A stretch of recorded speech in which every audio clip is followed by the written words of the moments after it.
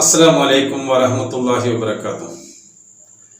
വിശുദ്ധ ഖുർആനിൽ ആയത്തുൽ കുർസി പോലും മനസ്സിലായിരുന്നെങ്കിൽ ഈ പാകിസ്ഥാൻ തീവ്രവാദികളും അതേപോലെ തന്നെ ജമാഅത്തെ ഇസ്ലാമിക്കാരും ഒരിക്കലും തന്നെ മതരാഷ്ട്രവാദം എന്ന ഒരു ആശയം ഇവർ മുമ്പോട്ട് വെച്ചുകൊണ്ട് സാധാരണക്കാരായ മുസ്ലിമീങ്ങളെ ഒരിക്കലും തന്നെ ഇതുപോലുള്ള തീവ്രവാദത്തിലേക്കും വിധ്വംസക പ്രവർത്തനങ്ങളിലേക്കും ഇവർ നയിക്കുമായിരുന്നില്ല എന്നാണ് വിനീതമായിട്ട് എനിക്ക് പറയാനുള്ളത്.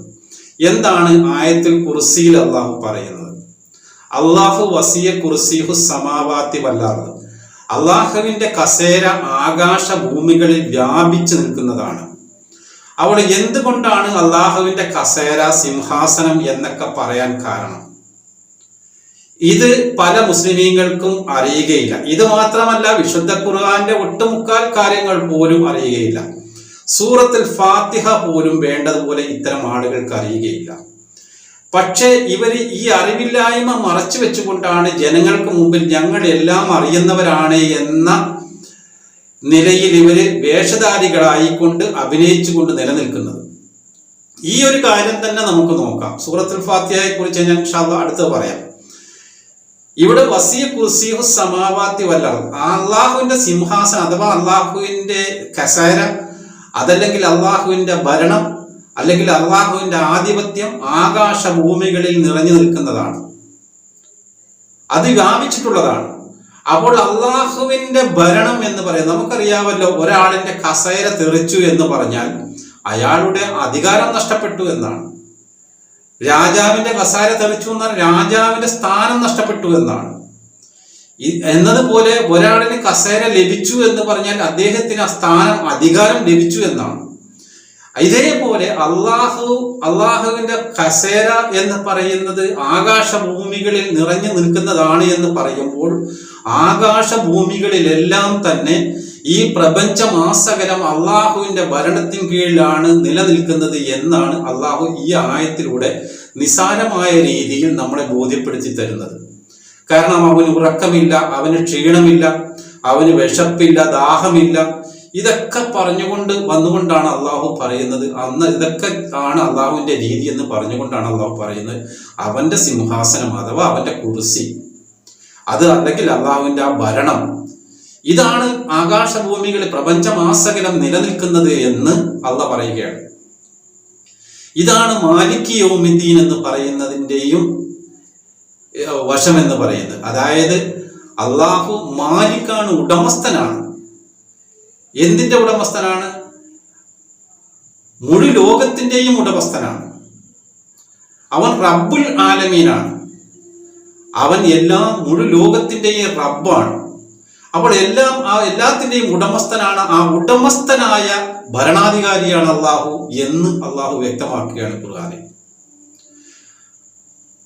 അപ്പോൾ ലോകം മുഴുവനും അള്ളാഹുവിന്റെ ഭരണം നിലനിൽക്കുന്നത് കൊണ്ട് തന്നെയാണ് ഇവിടെ മഴയുടെ ആവശ്യം വരുമ്പോൾ അവിടെ മഴ വർഷിപ്പിക്കുന്നതും, സൂര്യൻ ഉദിക്കുന്നതും അസ്തമിക്കുന്നതും, ചന്ദ്രൻ ഉദിക്കുന്നതും അസ്തമിക്കുന്നതും, നക്ഷത്രങ്ങൾ ഉദിക്കുന്നതും അസ്തമിക്കുന്നതും, ഇതേപോലെ തന്നെ പ്രപഞ്ചത്തിൽ ലഭിക്കുന്ന എല്ലാ കാര്യങ്ങളും കൃത്യനിഷ്ഠതയോടുകൂടി നടക്കുന്നത് അള്ളാഹുവിന്റെ ഭരണത്തിന് കീഴിലായതുകൊണ്ടാണ്. അള്ളാഹുവിന്റെ ഭരണമാണ് ഈ പ്രപഞ്ചമാസകലം നിലനിൽക്കുന്നത് എന്ന് അള്ളാഹു വ്യക്തമാക്കുകയാണ്. പിന്നെ മനുഷ്യന്റെ നിയമം എന്ന് പറയുന്നത് വിശുദ്ധ ഖുർആൻ എവിടെയും തന്നെ നിങ്ങൾ വിശുദ്ധ ഖുർആൻ കൊണ്ട് വിധി കൽപ്പിക്കണം എന്ന് അള്ളാഹു എവിടെയും പറയുന്നില്ല. മറിച്ച് അള്ളാഹു പറയുന്നത് നിങ്ങൾ വിധി കൽപ്പിക്കുമ്പോൾ നീതിപൂർവം വിധി കൽപ്പിക്കണം എന്നാണ്. അതായത് അള്ളാഹു അവൻ ഉദ്ദേശിക്കുന്നവർക്ക് അവൻ രാജാധികാരം നൽകുകയും അവൻ ഉദ്ദേശിക്കുന്നവർക്ക് അവൻ അധികാരം എടുത്തു മാറ്റുകയും ചെയ്യും. അപ്പോൾ ഒരു രാജാധികാരം നൽകുന്നതും അത് എടുത്തു കളയുന്നതും അള്ളാഹുവാണ്. ഈ നിലയിൽ ഇന്ന് ലോകത്തുള്ള എല്ലാ ഭരണവും നൽകിയിട്ടുള്ളത് അള്ളാഹാണ്. കാരണം അള്ളാഹുവിന്റെ ഭരണത്തിന് കീഴിലാണ് ലോകം മുഴുവനും നിൽക്കുന്ന എല്ലാ കാര്യങ്ങളും നിലനിൽക്കുന്നത്. ഇതുകൊണ്ട് തന്നെ ആരെ അവിടെ ഭരണാധികാരിയാക്കണമെന്ന് അള്ളാഹു തീരുമാനിക്കുന്നതാണ്. ആരിൽ നിന്നാണ് ഭരണം എടുത്തു കളയേണ്ടത് എന്നും അള്ളാഹു തീരുമാനിക്കുന്നതാണ്. അപ്പോൾ ഇതുകൊണ്ട് തന്നെ ഇതുകൊണ്ട് തന്നെയാണ് ഇന്ന് ലോകത്തിലുള്ള എല്ലാ ഭരണാധികാരികളും അള്ളാഹു നിലനിർത്തിയിട്ടുള്ള ഭരണാധികാരിയാണ്. അള്ളാഹു ഉദ്ദേശിക്കും ആർക്ക് ഭരണം നൽകണമെന്ന് അള്ളാഹുവാണ് ഉദ്ദേശിക്കുന്നത്. അപ്പോൾ ഇന്ന് ലോകത്തുള്ള എല്ലാ ഭരണാധികാരികളും അള്ളാഹു ഉദ്ദേശിച്ച് അള്ളാഹു നിലനിർത്തിയിട്ടുള്ള ഭരണകർത്താക്കളാണ്. എന്നാൽ ഇതിൽ ആരിൽ നിന്നാണോ അത്രയും അക്രമകാരികളും വളരെ ജനങ്ങൾക്ക് ദ്രോഹം ചെയ്യുന്നവരുമായ ഭരണാധികാരികളാണെങ്കിൽ അവരെ അള്ളാഹു നീക്കം ചെയ്തുകൊണ്ട് പകരം അള്ളാഹു മറ്റൊരു ഭരണാധികാരി അവിടെ കൊണ്ടുവരും. അപ്പോൾ ഇതെല്ലാം അള്ളാഹുവിന്റെ ഭരണത്തിന് കീഴിലാണ് ഇതെല്ലാം നടന്നുകൊണ്ടിരിക്കുന്നത്. ഇനി വിശുദ്ധ ഖുർആൻ പറയുന്നത് നിങ്ങൾ വിധി കൽപ്പിക്കുമ്പോൾ നീതിപൂർവം വിധി കൽപ്പിക്കണമെന്നാണ്. ഈ ഏതൊരു ഭരണാധികാരിയും അദ്ദേഹത്തിന്റെ അടുക്കൽ വരുന്ന ഏതൊരു കാര്യത്തെക്കുറിച്ചും, ഒരു കൊലപാതകമാകട്ടെ, ഒരു കൊലപാതകം സംഭവിച്ച് ഒരു കൊലപാതകം നടത്തിയ ഒരാൾ ഒരു ഭരണാധികാരിയുടെ മുമ്പിൽ വരികയാണ്. ആ ഭരണാധികാരി ഇദ്ദേഹം നടത്തിയ കൊലപാതകത്തെക്കുറിച്ച് അന്വേഷിക്കുകയും അതിന് അന്വേഷണ കമ്മീഷനെ വെക്കുകയും അങ്ങനെ അദ്ദേഹത്തിന് അബദ്ധം സംഭവിച്ചതാണ് എന്നോ അല്ലെങ്കിൽ അദ്ദേഹമല്ല അതിന്റെ യഥാർത്ഥ പ്രതി എന്നോ മനസ്സിലാക്കുകയാണെങ്കിൽ അദ്ദേഹത്തിന് ഈ പ്രതിയെ വെറുതെ വിടാനുള്ള അധികാരവും അദ്ദേഹത്തിനുണ്ട്. ഇതേപോലെ അദ്ദേഹത്തെ ശിക്ഷിക്കാനുള്ള അധികാരവും അദ്ദേഹത്തിനുണ്ട്. അപ്പോൾ നീതിപൂർവം വിധി നടപ്പാക്കുന്ന ഏതൊരു ഭരണാധികാരിയും ആ നീതിപൂർവം നടപ്പാക്കുന്ന വിധി അള്ളാഹുവിന്റെ ഗുണങ്ങളിൽപ്പെട്ടതാണ്. അതാണ് അള്ളാഹുവിന്റെ യഥാർത്ഥമായ ഭരണം എന്ന് പറയുന്നത്. അല്ലാതെ ഒരു ഭരണത്തിന് കീഴിൽ ഇരുന്നു കൊണ്ട് ഭരണത്തിന് വേണ്ടി നമസ്കരിക്കുകയോ നോമ്പ് പിടിക്കുകയോ ഒന്നും വേണ്ട. ജമാഅത്തെ ഇസ്ലാമി സ്ഥാപകരെ മൗദൂദി സാഹിബ് പറഞ്ഞിരിക്കുന്നത് നമസ്കാരം, നോമ്പ്, സക്കാത്തൊക്കെ എന്ന് പറയുന്നത് പട്ടാളക്കാർക്ക് കൊടുക്കുന്ന ട്രെയിനിങ് പോലെയാണ്. ഇതൊക്കെ ഈ ഭരണം പിടിക്കുന്നതിന് വേണ്ടിയുള്ള ഒരു ട്രെയിനിങ് ആണെന്നാണ്. അപ്പോൾ അദ്ദേഹത്തിനോട് നമ്മൾ ചോദിക്കുന്നത്, അപ്പോൾ അങ്ങനെ ഒരു ഇസ്ലാമിക ഭരണം പിടിച്ചു എന്ന് വിചാരിക്കുക, അങ്ങനെ ഒരു രാഷ്ട്രം ഇസ്ലാമിക രാഷ്ട്രമായി മാറിക്കഴിഞ്ഞാൽ അതിനുശേഷം പിന്നെ ഈ നമസ്കാരമൊക്കെ പിന്നെ വേണ്ട എന്നാണോ പറയുന്നത്? അപ്പോൾ അള്ളാഹുവിന്റെ ഭരണം എന്ന് പറഞ്ഞാൽ ഭൗതികമായ നിലയിൽ അള്ളാഹു ഇവിടെ വന്ന് ഭരിക്കുകയില്ല. ഒരാൾ പറയുകയാണ്, അള്ളാഹു എനിക്ക് 10,000 രൂപ വേണം, എനിക്ക് 10,000 രൂപയുടെ ആവശ്യമുണ്ട് എന്ന് പറഞ്ഞാൽ അള്ളാഹ് നേരിട്ട് ഇറങ്ങി വന്ന് ആരുടെയും കയ്യിൽ 10,000 രൂപ കൊടുക്കാറില്ല. മറിച്ച് അതിനുള്ള അദ്ദേഹത്തിന് 10,000 ലഭിക്കാനുള്ള ഏതെങ്കിലും സാഹചര്യങ്ങൾ അള്ളാഹു നൽകും. അങ്ങനെ അദ്ദേഹത്തിന്റെ ആ പ്രയാസങ്ങൾ അള്ളാഹ് ദൂരീകരിച്ചു കൊടുക്കും. ഇങ്ങനെയാണല്ലോ അള്ളാഹുവിന്റെ രീതി. അള്ളാഹുവിന്റെ രീതി ആത്മീയമായ രീതിയിലാണ് മനസ്സിലാക്കേണ്ടത്, അല്ല ഭൗതികമായ രീതിയിലല്ല അള്ളാഹുവിന്റെ ഭരണം മനസ്സിലാക്കേണ്ടത്.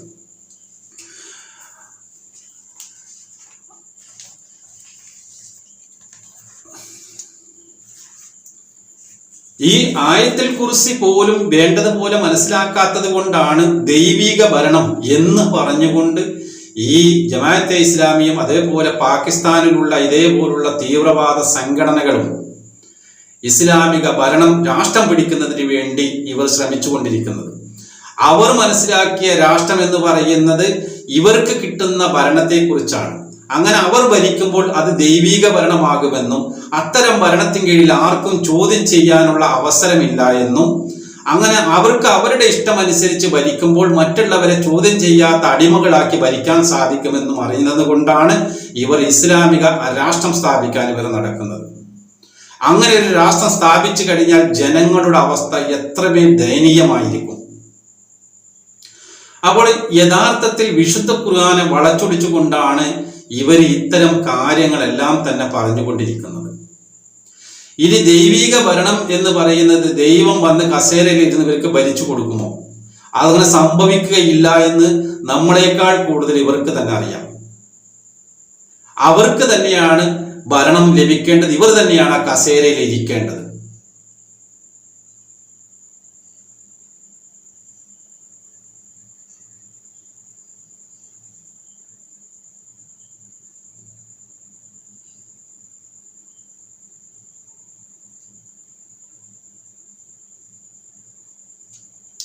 ഇതിന് ഇവർ ചില കാരണങ്ങൾ പറയാറുണ്ട്. അതായത് റസൂൽ കരീം സല്ലല്ലാഹു അലൈഹി വസല്ലം തിരുമേനിക്ക് ഭരണമുണ്ടായിരുന്നു.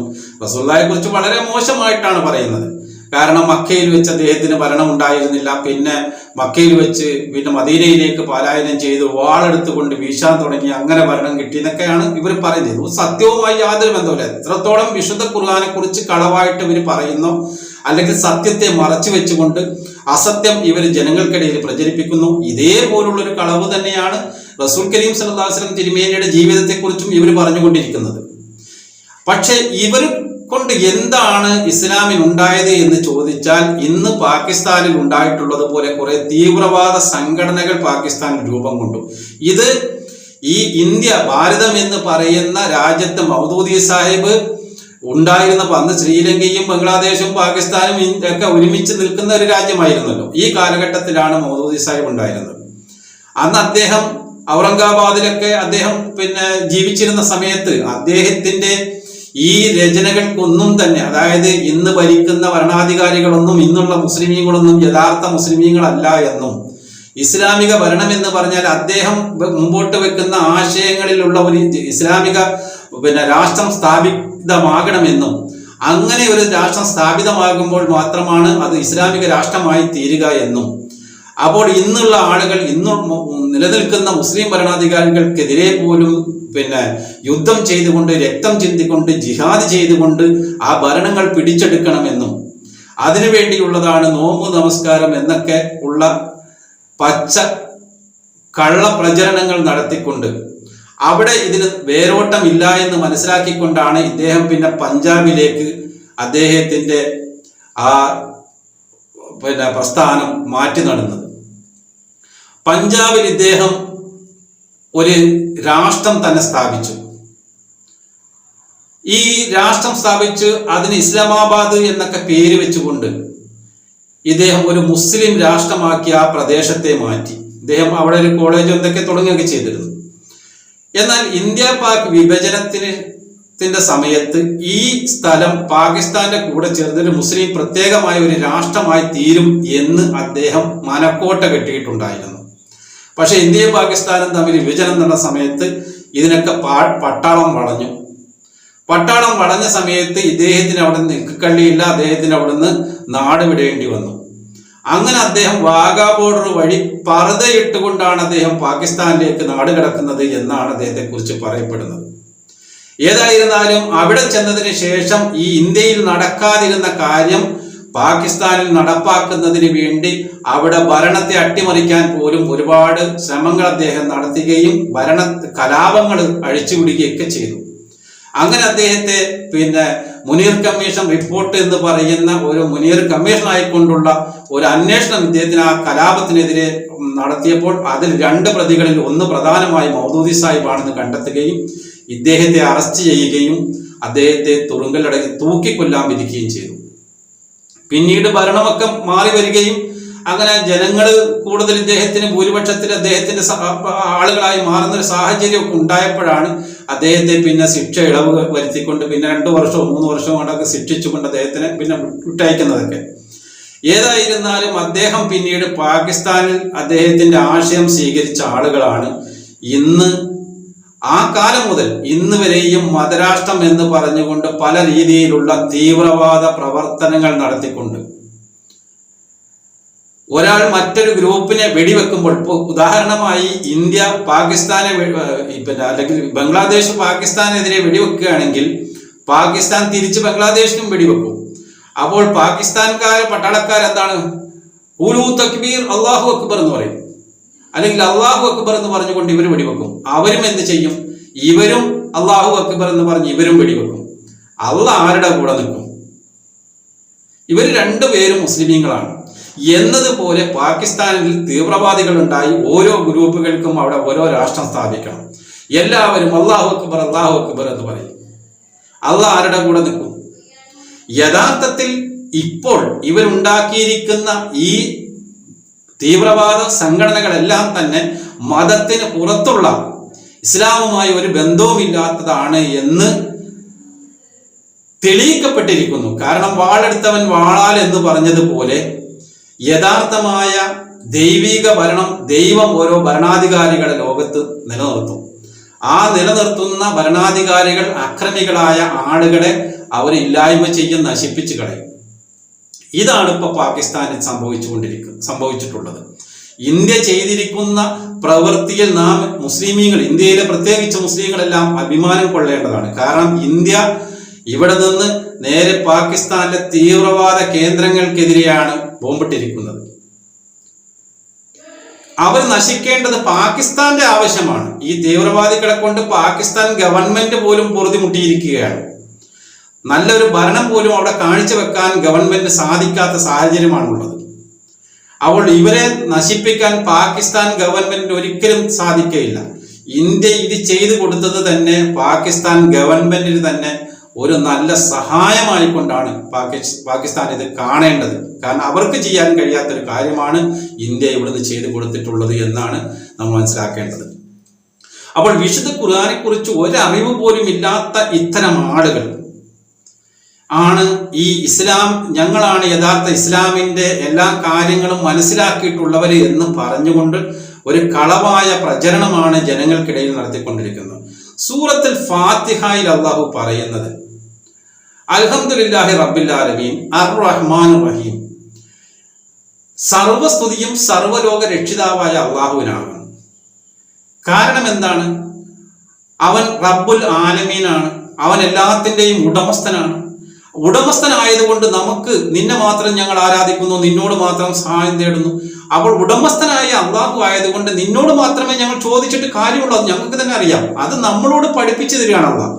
എന്നോട് മാത്രം ചോദിക്കണം. കാരണം എന്താ? ഞാൻ റബ്ബാണ്. ഒരു ഘട്ടത്തിൽ നിന്ന് അതിന്റെ ഉദ്ദേശ ലക്ഷ്യത്തിലേക്ക് വളർത്തിക്കൊണ്ടുവരുന്നത് ഞാനാണ്. ഞാൻ മുഴു ലോകത്തിന്റെയും റബ്ബാണ്. ഞാൻ റബ്ബുൽ ആലമീനാണ്. അപ്പോൾ എല്ലാത്തിന്റെയും ഉടമസ്ഥനാണ് അള്ളാഹു എന്നൊക്കെ നമ്മളെ പഠിപ്പിക്കുന്നു. അതുകൊണ്ട് നമ്മൾ അള്ളാഹുവിനോട് പറയുന്നു, റബ്ബേ നീ ഇതിന്റെ ഉടമസ്ഥനാണ്, നീ റഹ്മാനും റഹീമുമാണ്. അതായത് ചോദിച്ചാലും നൽകുന്നു, ചോദിക്കാതെ നീ നൽകുന്നവനാണ്. നൽകാൻ നിന്റെ പക്കൽ മാത്രമേ എല്ലാം ഉള്ളൂ. അതുകൊണ്ട് ഞങ്ങൾ നിന്നെ മാത്രം ആരാധിക്കുന്നു, നിന്നോട് മാത്രം ഞങ്ങൾ സഹായം തേടുകയും ചെയ്യുന്നു. നീ ഞങ്ങളെ നേരായ മാർഗത്തിൽ നടത്തണേ. നേരായ മാർഗം എന്ന് പറഞ്ഞാൽ എന്താ? അള്ളാഹെ വിട്ടിട്ട് വേറെ ഒന്നിനെയും അതിന്റെ ഇടയ്ക്ക് കയറ്റാത്തൊരു മാർഗം. അങ്ങനെയുള്ള നേരായ മാർഗത്തിൽ ഞങ്ങളെ നയിക്കണേ. നീ അനുഗ്രഹിച്ചവരുടെ മാർഗം. നീ അനുഗ്രഹിച്ചവരുടെ മാർഗം എന്ന് പറയുന്നത്, അനുഗ്രഹിച്ച ആളുകളിൽ ആരും തന്നെ അള്ളാഹുവിനെ അല്ലാതെ അതിന്റെ ഇടയ്ക്ക് ആരെ നിർത്തി ആരാധിച്ചിട്ടില്ല. അപ്പൊ ഇതെല്ലാം ഫാത്തിഹ സൂറത്തിൽ പോലും നമ്മളെ പഠിപ്പിച്ചിട്ട് ഇതുപോലും അറിയാത്ത ആളുകളാണ് ഇതിന്റെ ഇടയ്ക്ക് ഇപ്പൊ സുന്നികളാണെങ്കിൽ ഖബറിൽ മരിച്ചുപോയ ആളുകളെയും വിളിക്കുന്നു. മുജാഹിദ് ആണെങ്കിൽ ഈ തൗഹീദിനെതിരെ പറഞ്ഞ ആളുകൾ ഇപ്പൊ ജിന്നും പിശാചും അതിനെ വിളിക്കുന്ന ഒരവസ്ഥയിലേക്ക് അവർ പോയിരിക്കുന്നു. ജമാഅത്തെ ഇസ്ലാമി ആണെങ്കിൽ ഭൗതിക സുഖങ്ങൾ ഉണ്ടെങ്കിൽ മാത്രമേ മുസ്ലിം ആകാൻ പറ്റുള്ളൂ. അപ്പം നീ ഞങ്ങൾക്ക് തരുന്ന അനുഗ്രഹമല്ല, ഞങ്ങൾക്കായിട്ട് വേറെ പ്രത്യേക അനുഗ്രഹം ഇവിടെ കിട്ടണം. കാരണം ഖലീഫമാർക്ക് ഭരണമുണ്ടായി. ഖലീഫമാര് ഉസ്മാൻ റളിയല്ലാഹുവിന്റെ കാലത്ത്, ഉസ്മാൻ റളിയല്ലാഹു മക്കയിൽ മദീനത്ത് ഭരണാധികാരി ആയിരിക്കുന്ന സമയത്ത് തന്നെ ഒരുപാട് രാജ്യങ്ങൾ ഇസ്ലാമിന് അധീനപ്പെട്ടല്ലോ. അവിടെയൊക്കെ ആ രാജ്യത്തൊക്കെ ഓരോ ഖലീഫമാരുണ്ടായിരുന്നു. ഖലീഫ എന്ന് പറഞ്ഞാൽ ഭരണാധികാരി ആവണം എന്നുള്ള കളവുകളാണ് ഇവർ പറയുന്നത്. ഇവരുടെ അജ്ഞതയാണ്, അറിവില്ലായ്മയാണ്. നമുക്ക് ആലോചിച്ചറിയാം, ഉസ്മാൻ ഇബ്നു അഫ്ഫാൻ റളിയല്ലാഹു അൻഹു ഭരണത്തിന് കീഴിലുണ്ടായിരുന്ന സമയത്ത് അദ്ദേഹം ഖലീഫയായിരിക്കുമ്പോൾ പല രാജ്യങ്ങളും ഇസ്ലാമിലേക്ക് വന്നു. ഉസ്മാൻ റളിയല്ലാഹു അൻഹു അവിടെയൊക്കെ ഓരോ ഗവർണർമാരെ നിശ്ചയിക്കുകയാണ് ചെയ്തിട്ടുള്ളത്. അപ്പോൾ അമീറുൽ മുഅ്മിനീൻ എന്ന് പറഞ്ഞാൽ മുഅ്മിനീങ്ങൾക്ക് മുഴുവനുമുള്ള അമീറാണ്, അതല്ലാതെ ഭരണാധികാരിയല്ല. ഇനി ഭരണാധികാരിയാണ് എന്നുള്ളത് കൊണ്ട് അതിന് തെറ്റുമില്ല. ഇവിടെ വിശുദ്ധ ഖുർആൻ പറഞ്ഞു, ഇനി അലി റളിയല്ലാഹു അൻഹുവിന്റെ ഖിലാഫത്തോടു കൂടി പിന്നെ ഖിലാഫത്ത് ഇല്ലാതായി. അപ്പൊ അതിനുശേഷം പിന്നീടുള്ള മുസ്ലിങ്ങളൊക്കെ കാഫറുകളായി പോയി എന്നാണ്. അപ്പോൾ യഥാർത്ഥം എന്ന് പറയുന്നത് റസൂൽ കരീം സല്ലല്ലാഹു അലൈഹി വസല്ലം തിരുമേനി എല്ലാ കാര്യത്തിലും പരിപൂർണനായ പ്രവാചകനാണ്. ഭരിക്കേണ്ടത് എങ്ങനെ ഭരിക്കണം എന്ന് കൂടി റസൂൽ പഠിപ്പിച്ചു കൊടുക്കേണ്ടതുണ്ട്. അതുകൊണ്ട് റസൂൽ കരീം സല്ലല്ലാഹു അലൈഹി വസല്ലം തിരുമേനിക്കും അവിടെ ഒരു ഭരണം അനിവാര്യമാണ്. അള്ളാഹ് ഉദ്ദേശിക്കുന്നവർക്ക് ഞാൻ ഭരണാധികാരം നൽകും, അള്ളാഹ് ഉദ്ദേശിക്കുന്നവരിൽ നിന്ന് അത് എടുത്തു കളയും. അള്ളാഹു റസൂലുള്ളാഹി സ്വല്ലല്ലാഹു അലൈഹി വസല്ലം തിരുമേനിക്ക് ഭരണാധികാരം നൽകണമെന്ന് അള്ളാഹ് ഉദ്ദേശിച്ചു, അള്ളാഹ് എടുത്തു കൊടുത്തു. അലി റളിയല്ലാഹുവിന്റെ കാലശേഷം അത് വേണ്ട എന്ന് അള്ളാഹു, പിന്നെ ഖലീഫമാർക്ക് വേണ്ട എന്ന് അള്ളാഹു ഉദ്ദേശിച്ചു, അള്ളാഹു അവിടുന്ന് എടുത്തു കളഞ്ഞു. അവൾ പിന്നീട് വന്നതൊന്നും മുസ്ലിമീങ്ങളല്ല എന്ന് പറയാൻ പറ്റൂലല്ലോ. പക്ഷെ എന്നാൽ അവരൊക്കെ പിന്നെ ഇസ്ലാമിന്റെ ഖലീഫമാരാണെന്ന് പറയാൻ പറ്റും. ഭരണാധികാരികളായതുകൊണ്ട് ഇന്ന് ലോകത്തുള്ള മുസ്ലിം ഭരണാധികാരികളൊക്കെ ഇസ്ലാമിന്റെ ഖലീഫമാരാണെന്ന് പറയാൻ പറ്റും. അപ്പോൾ ഇത്തരം അറിവില്ലായ്മ ആളുകളെ പറഞ്ഞ് പ്രചരിപ്പിച്ച് ഭൂമിയിൽ നടക്കുന്ന യഥാർത്ഥ സത്യങ്ങളെ ഇവരിൽ നിന്ന് മറച്ചു വെച്ചുകൊണ്ട് കള്ളപ്രചരണങ്ങൾ നടത്തിക്കൊണ്ട് ജനങ്ങളെ, എത്രയോ കുടുംബങ്ങളെ തീവ്രവാദികളാക്കി തീർത്തു. എത്രയോ സ്ത്രീകൾ അതുകൊണ്ട് വിധവകളായി മാറി.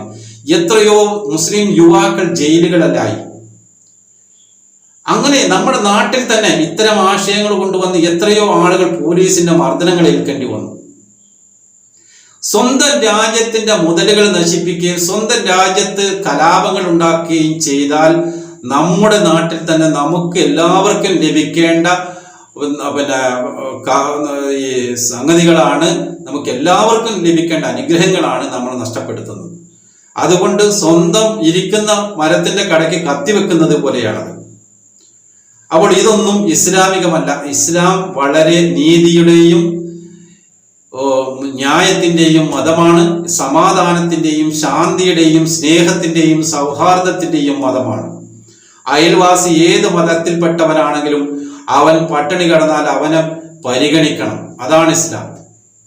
അവൻ രോഗം കൊണ്ട് വലയാൻ പാടില്ല, അവനെ ആരും ശത്രുക്കൾ ആക്രമിക്കാൻ പാടില്ല, അവന് അവിടെ പട്ടിണി കിടക്കാൻ പാടില്ല. ഇങ്ങനെ അവന്റെ എല്ലാ കാര്യങ്ങളിലും ഒരു കണ്ണ്, ഒരു ശ്രദ്ധ എപ്പോഴും ഒരു മുസൽമാനെ സംബന്ധിച്ചുണ്ടായിരിക്കണം, അവൻ അന്യമതക്കാരനാണെങ്കിലും. അങ്ങനെയാണ് ഇസ്ലാം പഠിപ്പിക്കുന്നത്. അതുകൊണ്ട് ഇത്തരം തീവ്രവാദികളെ അള്ളാഹുവിന്റെ ഭരണങ്ങൾ കൊണ്ട് തന്നെ അള്ളാഹ് നശിപ്പിക്കുമെന്ന് പറഞ്ഞത് പോലെ അള്ളാഹ് തന്നെ അവരെ നശിപ്പിച്ചിരിക്കുന്നു. ഇവർ യഥാർത്ഥ വിശ്വാസികളല്ല എന്ന് അള്ളാഹ് ലോകത്ത് തെളിയിച്ചു കാണിക്കുകയാണ് ചെയ്തിട്ടുള്ളത് ഈ പ്രവൃത്തിയിലൂടെ.